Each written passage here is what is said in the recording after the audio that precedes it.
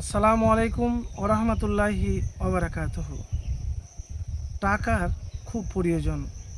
তো টাকার প্রয়োজনের আমল কি এবং দোয়া কি, সম্মানিত ভাই, আজকে আমি বলবো রিজিক বৃদ্ধির দোয়া এবং টাকার প্রয়োজনের পূরণের দোয়া এবং আমল।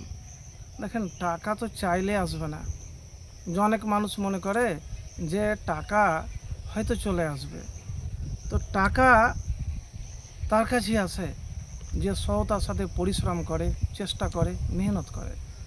তো টাকা পয়সা বৃদ্ধির জন্য আপনাকে মেহনত করতে হবে। আল্লাহ সুবহানাহু ওয়া তাআলা বলেছেন যে তোমরা নামাজের পর জমিনে ছড়িয়ে ছিটিয়ে পড়ো, রিজিক তলাশ করো।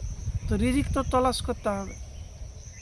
কোরআন এবং হাদিস থেকে পাওয়া যায় যতগুলো দুনিয়াতে নবী এবং রসুল এসেছেন সবাই মেহনত পরিশ্রম করতেন। এমনকি মারিয়াম আলাইহিস সালাম যখন তার সন্তান ভূমিষ্ঠ হয়েছিল, ওই সময় তো খেজুরের গাছ থেকে খেজুর পেড়ে খেয়েছিলেন।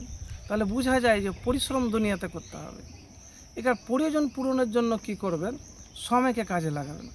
যতটুকুন সময় পাবেন সময়টা নষ্ট করবেন না। কেন?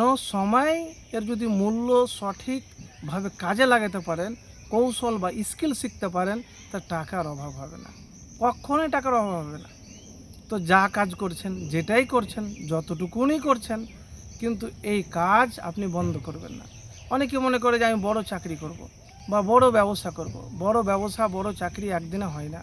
এর জন্য আপনাকে স্কিল, সুশিক্ষা গ্রহণ করতে হয়, আপনাকে শিখতে হয়, আপনাকে পরিশ্রম করতে হবে। তো প্রিয় ভাই, ওই কাজ করার সময়তে একটি দোয়া বেশি করে পড়বেন। যাদের টাকার খুব প্রয়োজন পূরণের জন্য কি দোয়া?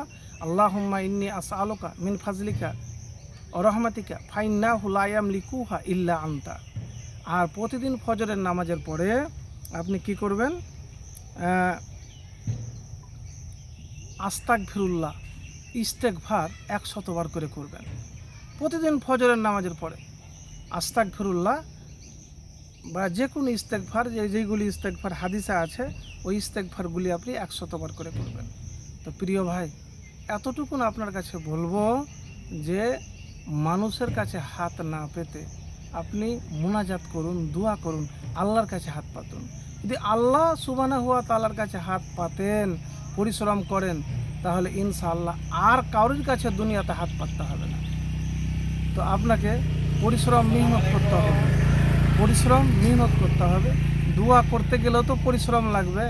আর দোয়া তারই কবুল হয় যার আল্লাহ ভীরু, যে আল্লাহ ভীরু। সমস্ত পাপ কাজ থেকে দূরে থাকতে হবে। আপনাকে মুত্তাকি হতে হবে।